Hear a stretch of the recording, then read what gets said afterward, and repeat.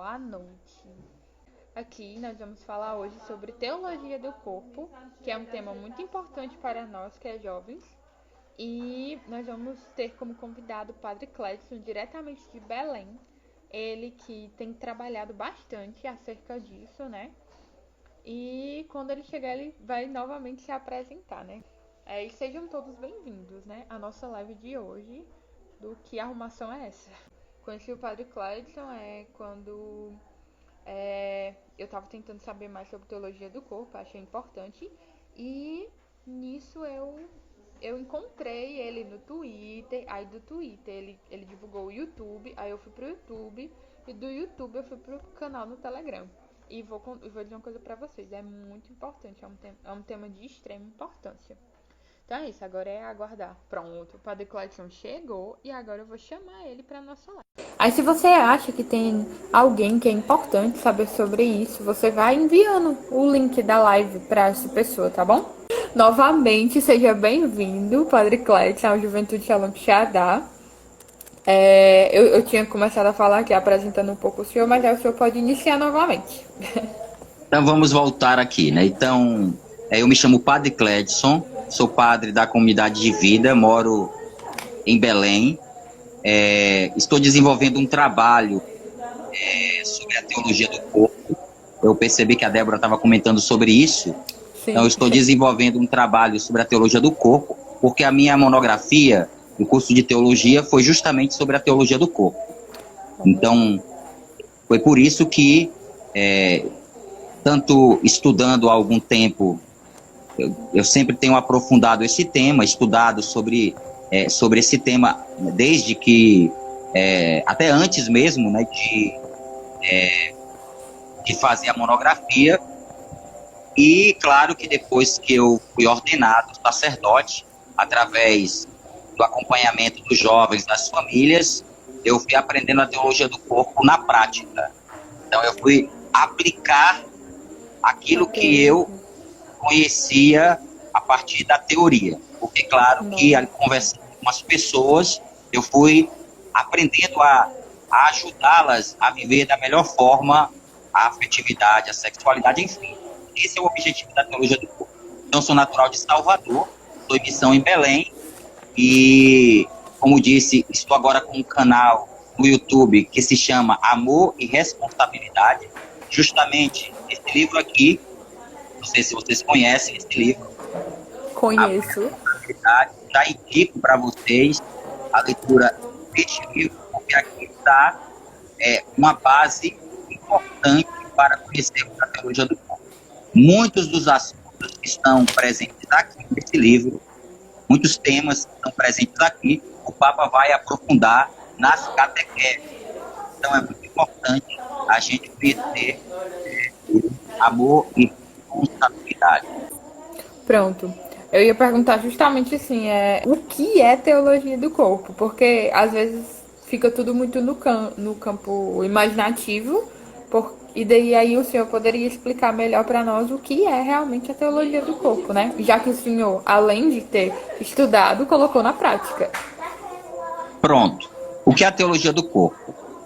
A primeira coisa importante que a gente tem que compreender, talvez quando a gente escuta a palavra teologia, a gente talvez já pense assim, não, então é um assunto que é reservado a pessoas que querem aprofundar sobre a doutrina, enfim, sobre Deus. Porque a teologia é justamente isso, né? Estudo de Deus. Só que o que o Papa trouxe para nós, e uma reflexão muito importante sobre a teologia do corpo, é que a teologia que estuda sobre Deus, ela vai falar sobre a corporeidade, porque a corporeidade revela algo de Deus, uma coisa importante. Por que nós falamos de teologia do corpo? A primeira coisa importante, porque Jesus não assumiu um corpo. Sim. Quando a gente compreende que Jesus assumiu um corpo, a gente compreende o que significa a teologia do corpo. Então, o corpo tem muito valor. Aliás, uma das coisas que a gente às vezes percebe que muitos de nós temos uma visão distorcida sobre o corpo, nós às vezes até achamos que o corpo é o cárcere da alma, que o corpo é algo que a gente que nos faz cometer pecados. A gente não tem o valor correto sobre o corpo. E isso é contrário até mesmo à doutrina católica. Porque, na verdade, Jesus assumiu um corpo humano e Jesus elevou o nosso corpo. Esse corpo que nós temos, ele foi criado por Deus e ele um dia ressuscitará. É o que a teologia do corpo nos diz. Só que qual é a grande riqueza que o Papa vai nos mostrar? Tem várias questões importantes quando a gente fala da teologia do corpo. A teologia do corpo fala, e na base dela está falando da pessoa. Quando a gente fala teologia do corpo, quando nós falamos sobre o corpo, estamos falando da pessoa. A pessoa que tem corpo e que tem alma. Não se separa corpo e alma. A pessoa humana é corpo e alma, e também a gente poderia dizer psique, né? Corpo, alma e psique. Então não se separa. Quando acontece alguma coisa na nossa alma, a gente experimenta também no corpo. Existe uma infinidade de relações entre esses aspectos que estão em unidade em nós, né? Então, a teologia do corpo, ela é vasta. Trata sobre sexualidade, sobre matrimônio, trata sobre o valor da nossa vida. E aqui é interessante, né? Eu queria falar uma coisa concreta, depois a gente fala um pouco sobre a questão dos ciclos, das catequeses, você pode perguntar. Tá certo. Mas eu queria dizer uma coisa importante aqui, para que os jovens se sintam inseridos nessa conversa que nós estamos tendo agora. Então, a teologia do corpo trata da sexualidade humana. E por que eu estou falando isso? Porque às vezes a gente pensa, a gente até diz que acredita em Deus. Porém, parece que a gente deixa fora a nossa sexualidade. Parece que a sexualidade é algo que não foi redimido por Jesus. Já dizia a patrística que aquilo que não foi assumido não foi redimido. E é claro que Jesus assumiu também a nossa sexualidade e redimiu a nossa sexualidade. Então a teologia do corpo quer nos fazer compreender que a nossa sexualidade é o dom que Deus nos deu e que deve ser vivido segundo o projeto de Deus. Pronto, né? O senhor ia falando aí sobre a corporeidade, né? Que vai falando sobre a corporeidade e a sexualidade. Porque, por exemplo, quando a primeira vez que eu escutei a palavra teologia do corpo foi de uma amiga minha. Quando ela falou teologia do corpo, eu fiquei olhando assim: meu Deus, eu vou estudar a teologia do corpo de Cristo, né? Essa foi a primeira coisa que eu pensei. Depois foi que conhecendo melhor o Senhor, eu consegui ir entendendo melhor algumas coisas. Mas ainda vem muitas dúvidas no nosso coração, né? Assim, uma coisa que eu acho, né, importante da gente falar se o estudo da teologia do corpo e como esse estudo vai ajudando a gente a se reconhecer, né? Como homem, como mulher. Foi isso que o senhor quis dizer, não foi? É evidente que a gente, quando estuda sobre a teologia do corpo, a gente vai justamente compreender que Deus criou o homem e a mulher. Então, é muito interessante, porque se a gente aqui tivesse tempo para tratar sobre a teologia do corpo, mas eu já oriento a vocês a folhearem as Sagradas Escrituras, depois, em casa, né, com mais calma. Capítulo 1 da criação, capítulo 2, o 3 e o 4, no início do versículo 1, tá certo? O versículo 1. Então, certo. Esses dois relatos da criação trazem elementos importantes, vocês vão perceber. Então, o primeiro relato da criação fala da criação da humanidade, do homem e da mulher. Então, o primeiro capítulo vai falar que nós somos criados à imagem e semelhança de Deus. Deus cria todas as coisas e cada coisa que Deus cria, ele reconhece a beleza, mas quando chega no momento que ele cria o homem e a mulher, ele diz que é muito bom. Então, o homem e a mulher são o ápice da criação. Depois a gente vai escutar o próprio Deus dizer para os nossos pais, Adão e Eva, crescer e multiplicar. Aí já é um relato que fala sobre a procriação, né? Fala já da importância desse aspecto importantíssimo da dimensão sexual da pessoa, claro, vivida dentro do projeto de Deus, que é no matrimônio, né? A dimensão unitiva e procriativa.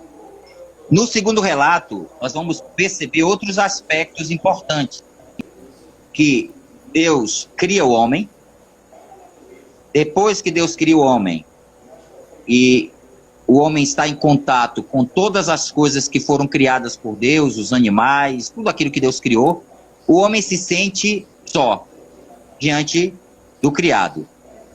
E Deus percebe que o homem está só, e o que Deus faz? Deus faz o homem sentir um torpor, e depois Deus cria a mulher do lado do homem. Aqui é interessante, porque às vezes a gente escuta pessoas que não conhecem teologia, até eu já escutei às vezes algumas feministas que disseram que o relato da criação é um relato que traz uma profunda visão machista, que as Sagradas Escrituras não tem nada disso. Porque é interessante que quando Deus faz o homem dormir e cria a mulher do lado do homem, o que o texto quer dizer é que o homem não participa da criação da mulher. É Deus que cria a mulher. E, ao mesmo tempo, tirou da costela do homem, que significa da metade do homem. Ou seja, o homem e a mulher têm a mesma dignidade.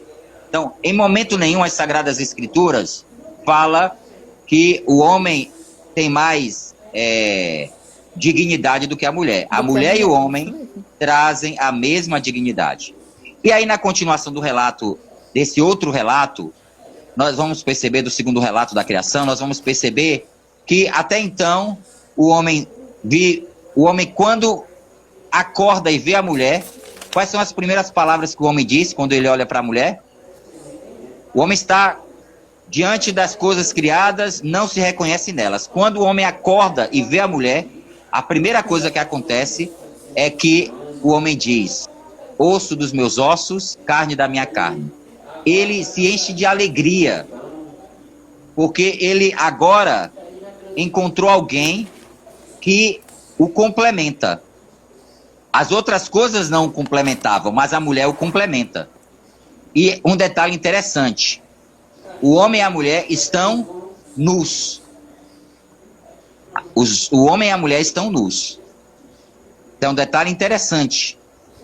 E o olhar que o homem lança sobre a mulher é o olhar da criação, o olhar que Deus tem ao criar todas as coisas.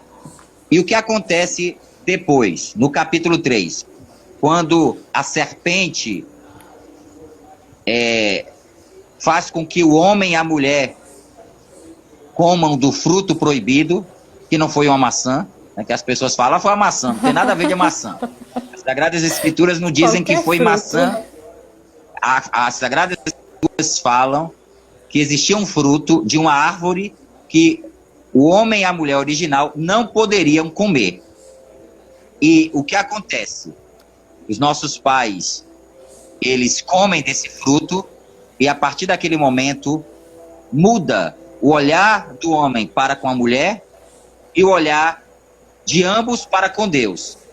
Deus até então fazia parte da comunhão com o homem e com a mulher. E fazia, através da criação, a gente percebe que existia uma aliança que era respeitada, de que o primeiro homem e a primeira mulher viviam para com o Criador.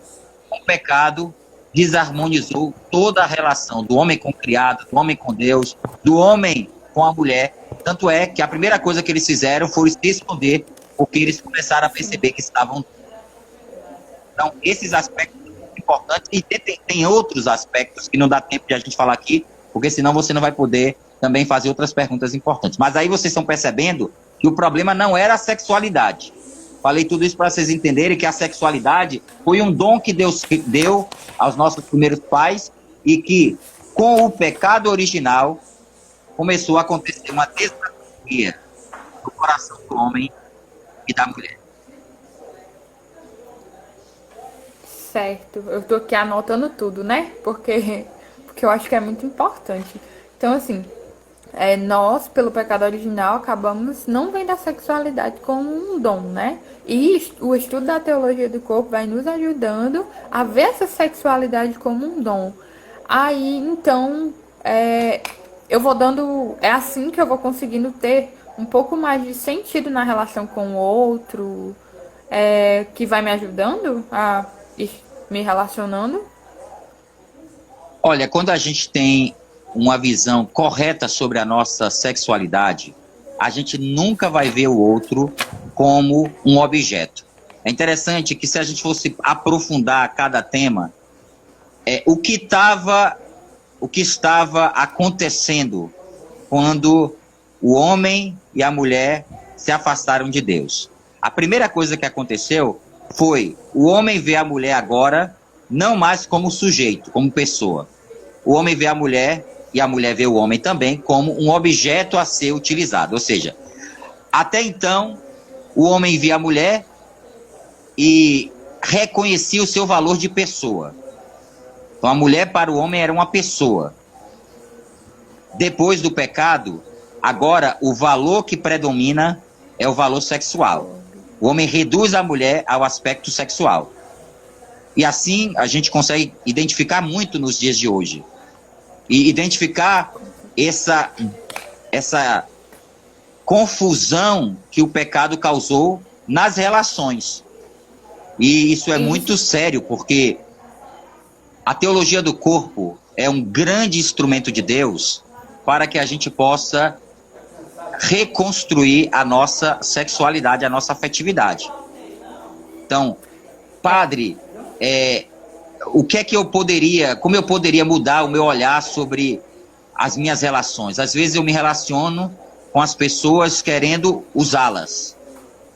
Pronto, uma das nossas perguntas que mandaram foi uma pessoa, né, que me procurou no WhatsApp mesmo, quando soube que era eu que ia fazer a live, e perguntou: Débora, você conhece a situação do meu problema, porque eu só olho para as meninas e vejo como objeto e tudo. Como é que eu posso mudar isso? Aí eu fiquei, eu pergunto isso, eu não pergunto. E também outra coisa muito falada, né, que foi perguntado, que como é que eu posso recomeçar um relacionamento de amizade a partir do estudo disso? Olha, eu quero convidar você que fez essa pergunta e todos os que estão me escutando a participar do dia 16, numa live, e nós vamos falar justamente sobre a amizade, né? Amizade, legal. Duplicação do eu, a unidade moral. Lá a gente vai falar sobre isso. Essa pergunta é importante, porque veja só, eu vou falar sobre dois aspectos aqui que são muito importantes a gente entender. Primeiro, esse rapaz precisa entender que é natural ele olhar para uma mulher e se atrair por uma mulher. Isso não é algo que seja errado. Todo homem se atrai por mulher e toda mulher se atrai por homem. Isso é a coisa mais natural que existe. Deus colocou em nós a tendência sexual para o outro sexo. Isso faz parte, isso é o natural. Então, a primeira coisa é importante. Agora, o que ele está falando aí, é importante que ele compreenda que ele precisa fazer um processo na vida dele de não ver a tendência, primeiro, como um pecado. A tendência é natural. A luxúria não é natural. Entende? A tendência sexual é natural, mas a luxúria não. A luxúria é o amor desordenado. A luxúria é se relacionar com outro para querer utilizar o outro. Então, se nos relacionamentos que ele tem com as pessoas, ele se relaciona para querer extrair, se gratificar, extrair do outro algo para si mesmo, aí já existe algo errado. Entende? Mas não a atração, porque a atração é uma coisa normal. Entende? Vou dar aqui um exemplo, para ficar bem fácil de vocês compreenderem. Vocês já pensaram, se Deus não colocasse prazer no sentido da alimentação, se a gente não tivesse o prazer para se alimentar, ninguém ia comer. Então, o prazer para se alimentar é necessário. Eu preciso trazer o estímulo. Deus coloca o estímulo em nós. O estímulo para se alimentar. A mesma coisa da tendência sexual. Deus colocou o estímulo. E lembre-se, na criação, quando a gente falou do primeiro capítulo, o que Deus falou para os nossos primeiros pais? Crescei e multiplicai-vos. Agora, é claro que existe o lugar da relação sexual. O lugar da relação sexual significa matrimônio. Isso. Né? O lugar da relação sexual é o matrimônio. Se a gente vive relacionamentos, e hoje o mundo vive de modo muito forte isso, Certo. as pessoas ficam se usando e se ferindo. Isso Entende? é Se verdade. ferindo. E isso é muito sério. Um namoro casto é tão necessário. E aí eu digo até para uma jovem que talvez esteja me escutando agora. Você quer um casamento santo? Talvez você diga assim, eu quero um casamento santo. Eu quero me casar com uma pessoa que me ajude a viver a santidade. Então você precisa ajudar o seu namorado a ser santo. E como você vai ajudar o seu namorado a ser santo? Você vai ajudar o seu namorado a ser santo colocando na relação critérios. Assim você vai ajudar o seu namorado a ser santo e o seu futuro casamento com essa pessoa a ser um casamento santo. Inclusive, na teologia do corpo a gente costuma dizer, eu já escutei isso de várias pessoas, que se você não ajuda o seu namorado a viver a castidade, você está preparando o seu futuro esposo a ser um adúltero. Se essa pessoa for o seu futuro esposo. Porque ela não vai aprender a viver a castidade. Ela não vai aprender a viver o controle dos seus sentimentos. Nós precisamos ser senhores de nós mesmos para darmos a nossa vida e o nosso corpo para o outro. Imagine eu que sou padre. Eu sou padre, eu sou celibatário. E o meu celibato, ele a partir da consciência de que Deus me chamou a ofertar o meu corpo, a ofertar a minha vida para que o mundo seja transformado, para santificar o mundo. Então, eu preciso ter o controle. Só alguém que tem o controle do seu ser é capaz de ofertar a vida pela salvação do outro. Assim também no matrimônio. E é interessante que até mesmo no matrimônio as pessoas são chamadas a viverem a castidade. Vejam vocês que quando uma pessoa, vou dar aqui um exemplo, quando a mulher está grávida, chegou uma fase ali da gravidez, ou tem alguma realidade que a impeça de ter o ato conjugal com seu esposo. O seu esposo não vai precisar respeitar aquele momento, viver a castidade naquele momento, para preservar aquela gravidez, para cuidar da sua esposa naquele momento que ela está precisando? Até mesmo também em relação ao planejamento familiar, o que nós chamamos de método Billis, né? O método Billis não é isso? Não é viver a castidade, viver o tempo certo, ou se relacionar no tempo certo para planejar corretamente os filhos? Tudo isso tem a ver com teologia do corpo. Então, assim, né, a gente percebe que a teologia do corpo ela é bem abrangente, né? Quando eu propus o tema, né, pro núcleo do projeto, a gente sempre deixou bem claro que é pouco tempo para falar sobre tudo, mas que como hoje, né, o senhor foi falando aí sobre a dimensão da sexualidade, porque o estudo da teologia do corpo vai ajudando que a gente consiga entender a sexualidade como um dom, a ver, e nisso, como o senhor até falou aqui, né, que quando a sexualidade, quando nós reconhecemos ela como dom, nós paramos de ver o outro como um objeto. E infelizmente é isso que acontece na nossa juventude, né? Porque os nossos jovens, eles são acostumados a quererem, inclusive dentro das relações de amizade, né? Eu sou amiga de quem me proporciona alguma coisa. E isso vai virando algo muito grande. Outra coisa também que foi perguntada, padre, como começar a estudar sobre teologia do corpo, né? Porque tem que ter um início. Então, assim, por onde o senhor indicaria o começo? Pronto. Vocês me perguntam sempre algo que me aponta, né, direciona para o que a gente já está fazendo, né, através do canal. Mas assim, se você pudesse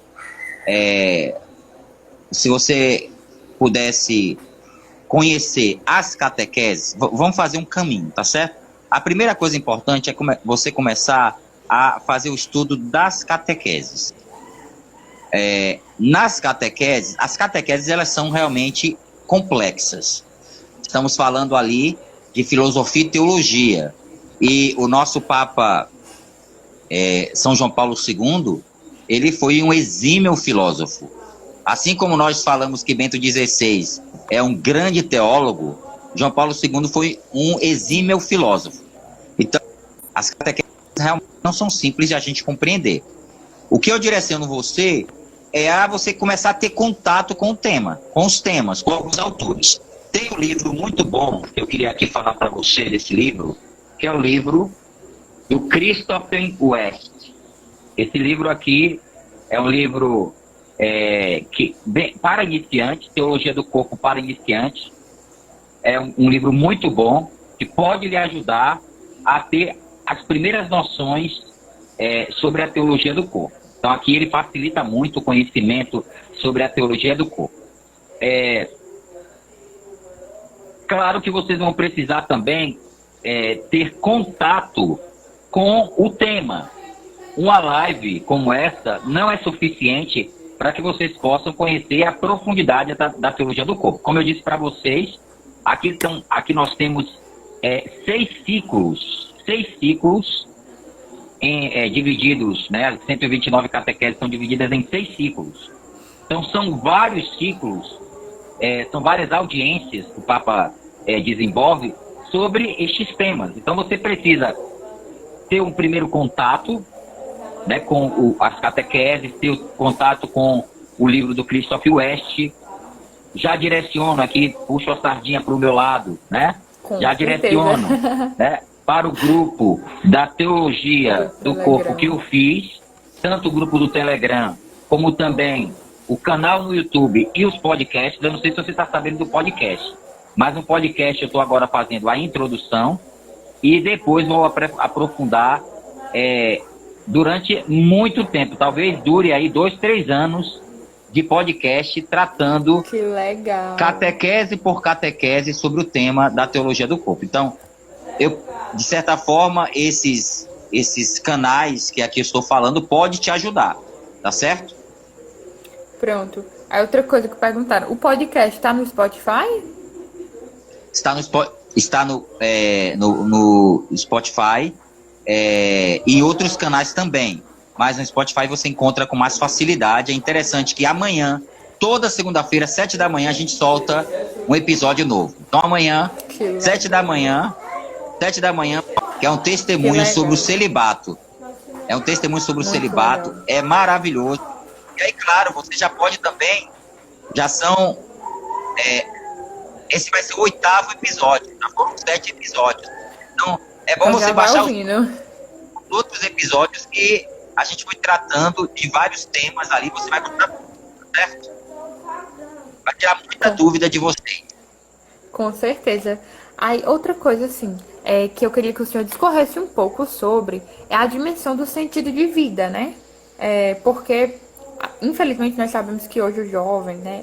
Assim, não só jovens, mas que principalmente no meio dos jovens, existe a tendência à ansiedade, e a ansiedade acaba indo levando à depressão, que é uma falta de sentido de vida. Então, como a teologia do corpo ela vai conseguindo me introduzir nessa dinâmica do sentido de vida?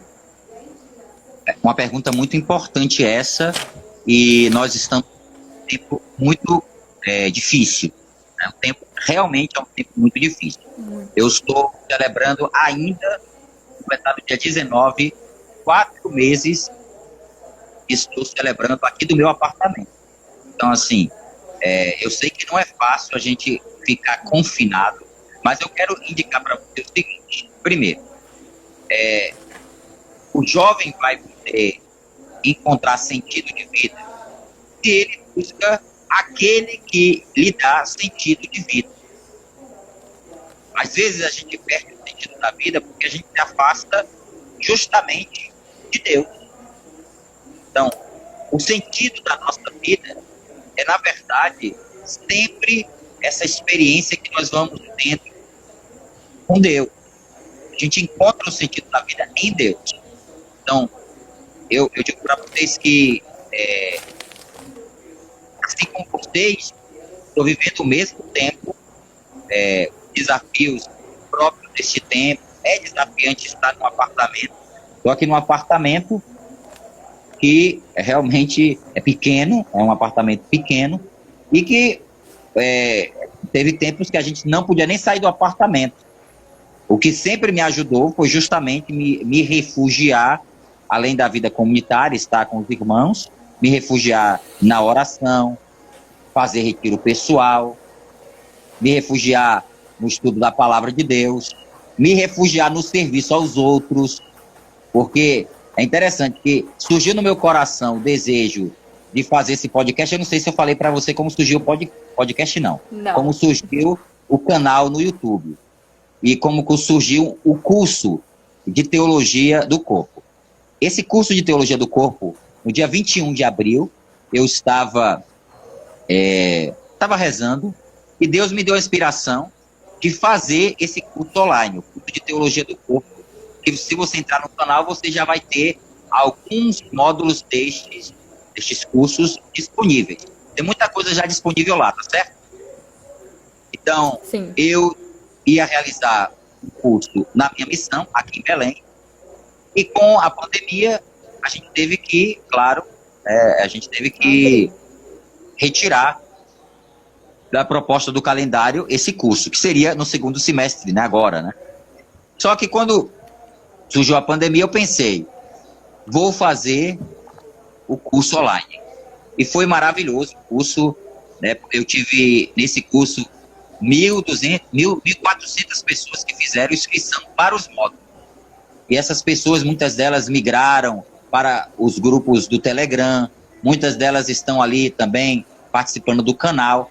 Então, o que me encheu de sentido foi viver a oferta às pessoas. Eu sabia que tinha muita gente que precisava de alguma coisa em um tempo de pandemia. E o que Deus me inspirou foram as diversas ações de evangelização. O curso e tantas outras ações de evangelização. Então, para você que está passando por uma dificuldade, eu convido você a encontrar em Deus a sua força. É Ele que vai te dar, acredito que Ele vai encher a sua vida de sentido. A sua vida já tem sentido, você não vai descobrir sentido, porque a sua vida já tem sentido. Você foi criado por Deus e para o céu. Você quer uma vida mais cheia de sentido do que essa? A nossa vida é cheia de sentido. Agora, claro que às vezes o que pode acontecer é a gente se afastar do verdadeiro sentido da nossa vida. E ao se afastar do sentido da nossa vida, a nossa vida vai perdendo, né, o elan pelo céu, né? É interessante, vou dizer uma palavra aqui, Débora, que eu me recordei agora, de Santo Agostinho. Santo Agostinho diz que nós temos o vazio dentro de nós, do tamanho de Deus.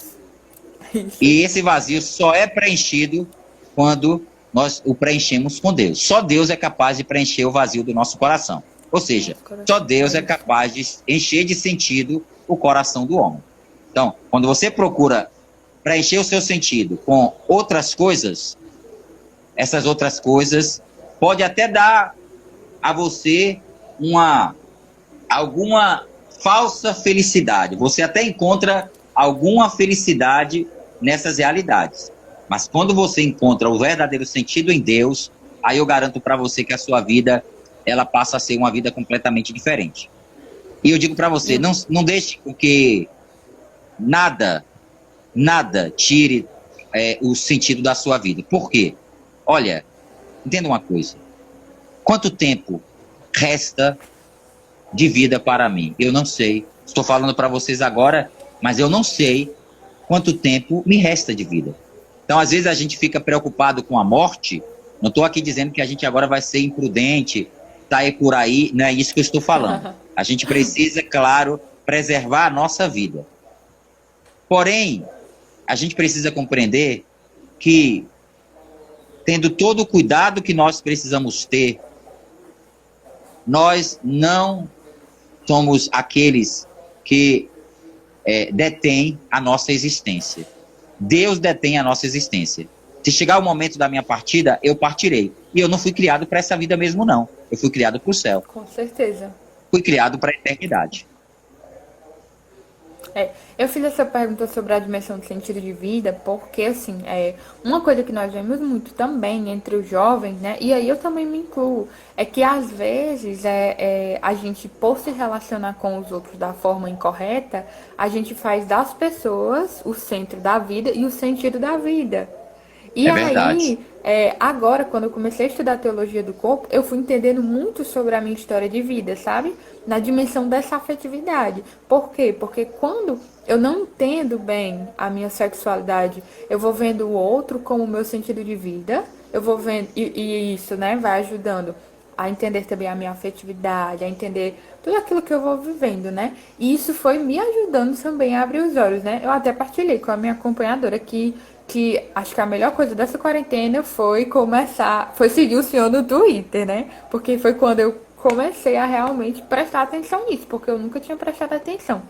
Então, por isso que eu fiz essa pergunta, porque quando a gente vai estudando a teologia do corpo e vai tendo essa dimensão, né? Porque como o senhor disse, a teologia do corpo, ela toca na sexualidade e nisso vai tocando na afetividade, vai tocando na forma que eu me relaciono com os outros, né?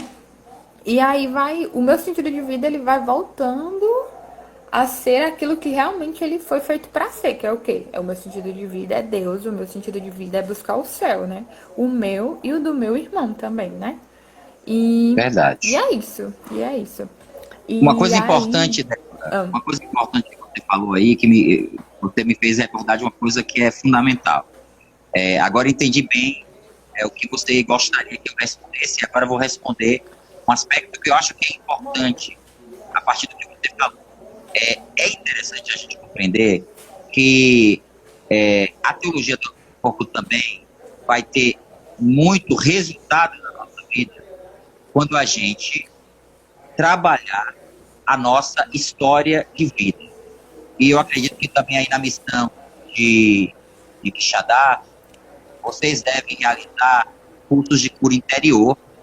Tem muita gente que precisa passar por cursos de cura interior, porque às vezes, como você falou, o sentido de vida dessa pessoa é uma outra pessoa. Terminou o namoro, aí a pessoa agora quer... Terminou. Olha, Deus é o centro da nossa vida. Ninguém pode ocupar o lugar de Deus.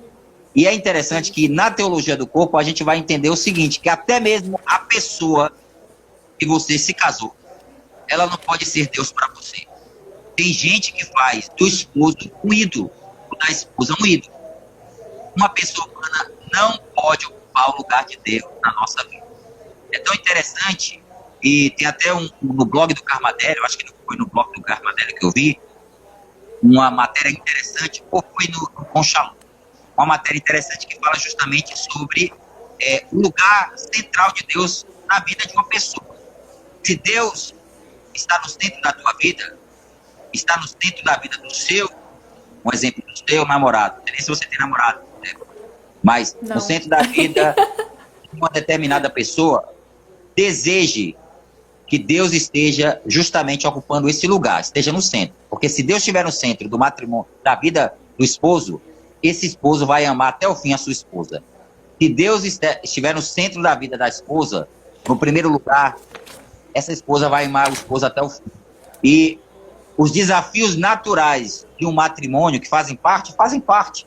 Né? Imagine um casal que está vivendo um processo de crescimento no amor, porque amor não é paixão.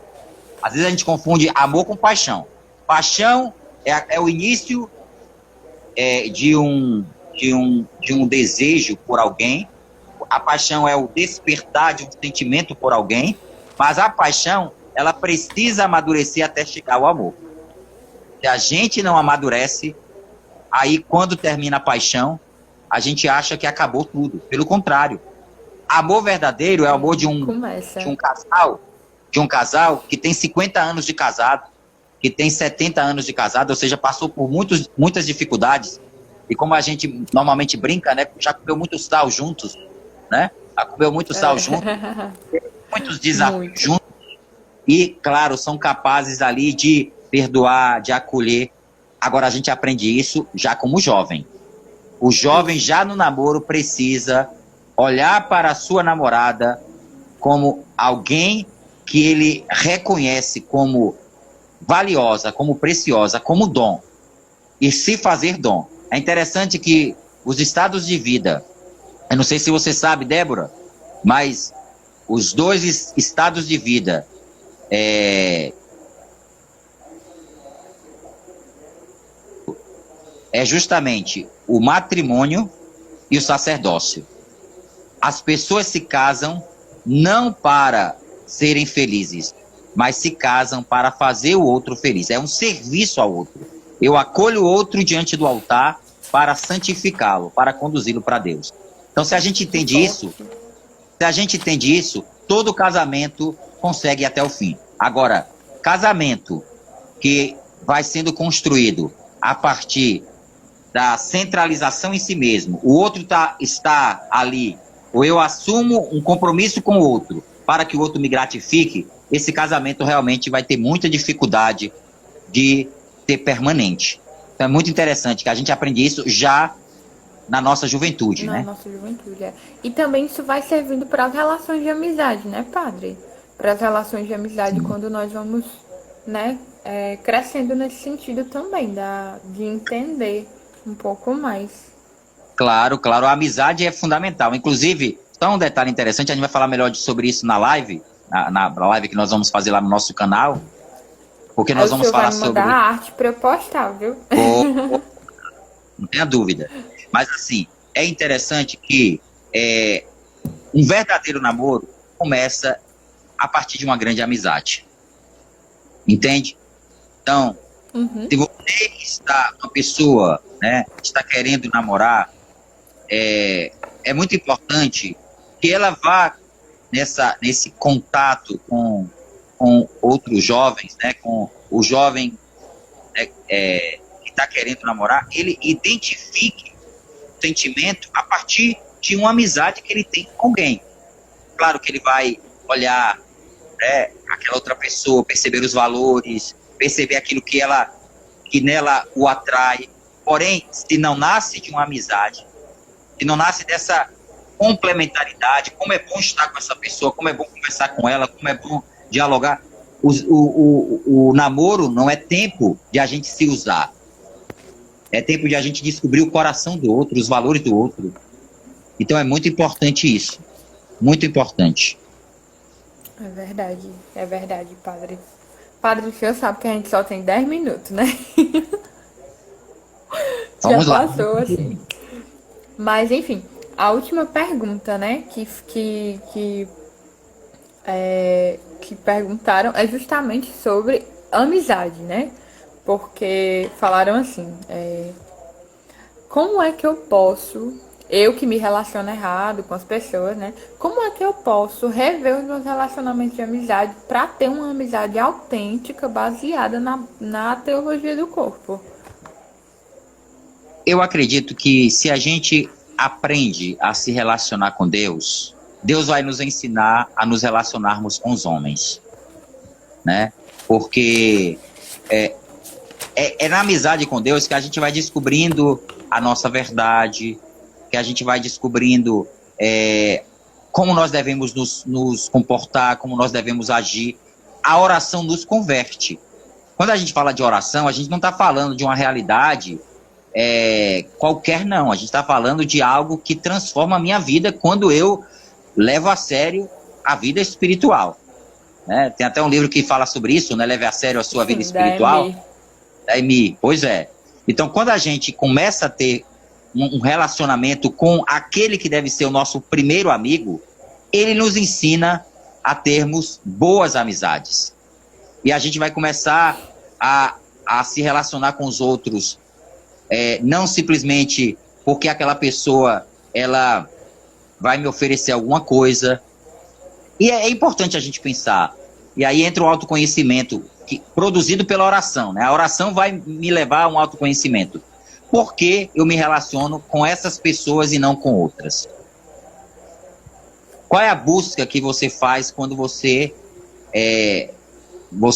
quer se relacionar com determinadas pessoas e não com outras?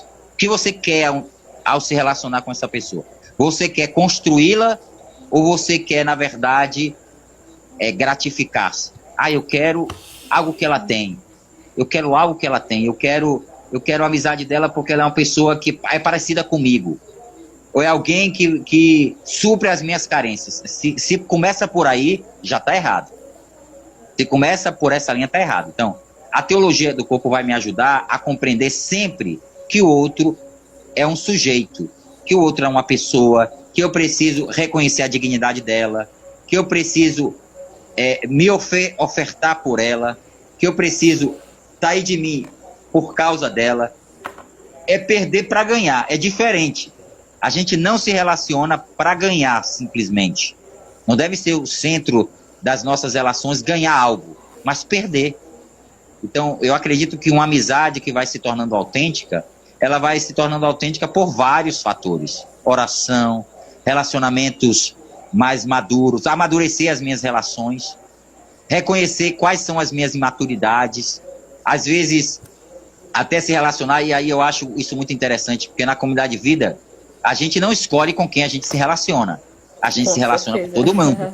A gente não escolhe a pessoa que vai morar conosco numa missão.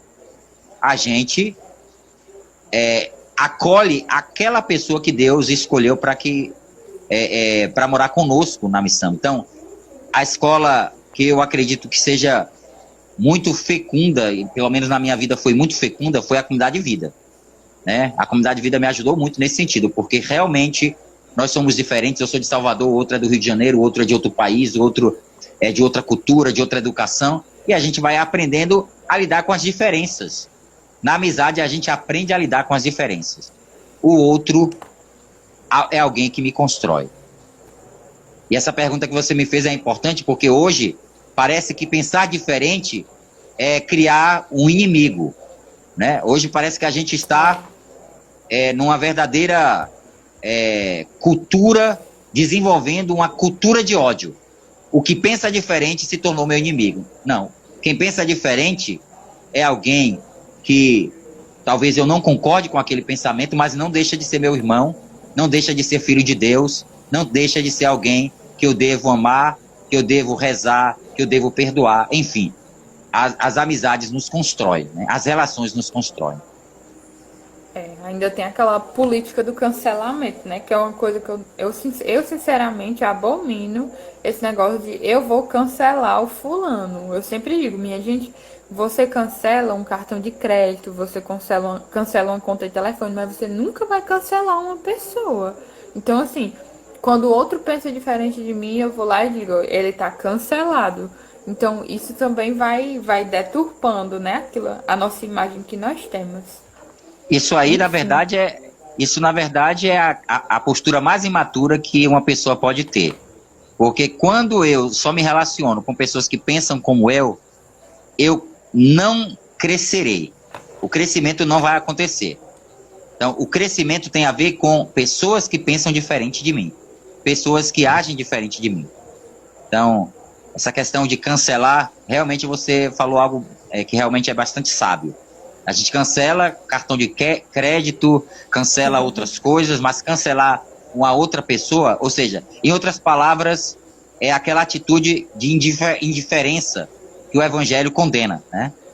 Eu estou agindo com indiferença, o outro não faz parte da minha vida.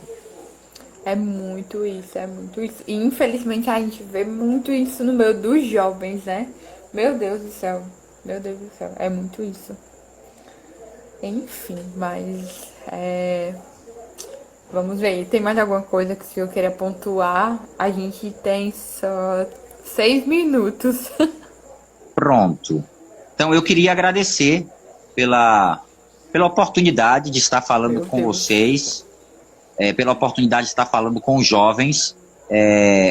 A teologia do corpo, como disse, ela é um grande dom para a igreja, para todos os estados de vida, mas eu não tenho dúvida que se a gente começar a fomentar na vida do jovem o conhecimento da teologia do corpo, nós teremos jovens muito mais maduros.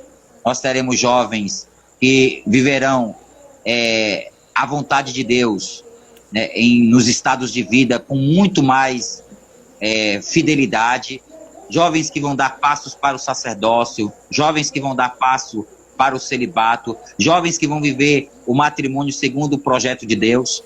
Então, eu fico muito feliz de poder falar para os jovens de Quixadá.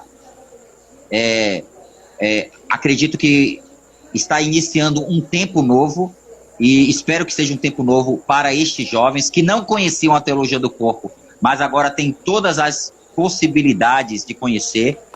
Lá no canal mesmo do Telegram, eu trabalho diversos temas, eu falo sobre masculinidade, falo sobre feminilidade, ideologia de gênero, significado responsável do corpo. São tantos temas que têm a ver com o jovem de hoje, e não quero deixar de dizer isso. Jovem, cuidado. Cuidado, porque hoje existe realidades que podem estar ferindo profundamente o seu coração. E quero dizer com todas as palavras o que significa isso.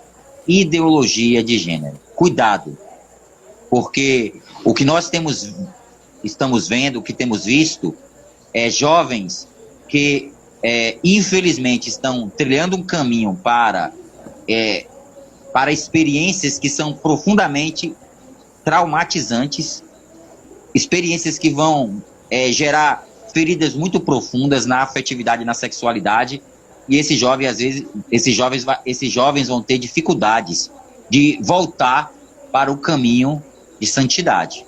Então, cuidado com essas mentalidades ideológicas que existem por aí, né, que são completamente contrárias aos valores do Evangelho. Você é um cristão, você foi batizado, você recebeu a graça de ter sido feito filho de Deus. Então, vamos escolher viver uma vida de santidade. E é interessante, Débora, que a liturgia de hoje fala sobre isso, né? Viver não só segundo a carne, mas viver segundo o Espírito. Segundo o Espírito. Então, muito propício. Agradeço a vocês pelo convite, agradeço a vocês que permaneceram ao longo desse tempo, dessa live. Espero encontrá-los nesses 3 instrumentos que Deus nos inspirou para lá nós trabalharmos juntos esse grande processo de reconstrução da nossa afetividade e da nossa sexualidade. Pronto, Padre Cledson que agradece a gente, né? Nós agradecemos, eu agradeço em nome do Projeto de Juventude de Quixadá, né? Principalmente pela sua oferta de vida e por tudo isso que o Senhor vem criando e vem fazendo um novo de Deus, né? Realmente a profecia para a nossa comunidade, como nós sabemos, é de jovens enamorados por Cristo, né? E com certeza, partindo do estudo, da teologia do corpo, com a história de vida, com colocar, né? Colocar a sexualidade, a afetividade, tudo no seu lugar, as coisas vão nos ajudando a realmente ter essa responsabilidade, né? E é isso, e o Senhor é um grande canal. E eu vou, depois que acabar aqui a live, eu vou deixar ela salva como IGTV e já vou encaminhar lá aquela mensagenzinha pro grupo do Projeto de Juventude e pro meu grupo de oração, né? No caso, eu sou pastora, e pro pastoreio também. Para que os jovens possam entrar também naquele canal do Telegram e ver também o YouTube. E é isso, muito obrigada, Padre Cledson. Seja bem-vindo sempre a Quixadá, tá certo? Quando acabar a pandemia, venha pra cá. Venha pra cá pra gente se conhecer, tá bom? Tá certo. Vou dar uma bênção pra vocês, tá certo? Amém. Uma bênção para todas as pessoas que estavam participando agora dessa nossa live. O Senhor esteja convosco. Ele está no meio de nós. Abençoe-vos o Deus Todo-Poderoso, Pai, Filho e Espírito Santo. Amém. Deus abençoe. Shalom. Shalom, Padre. Obrigada. Um abraço. Tchau. Tchau.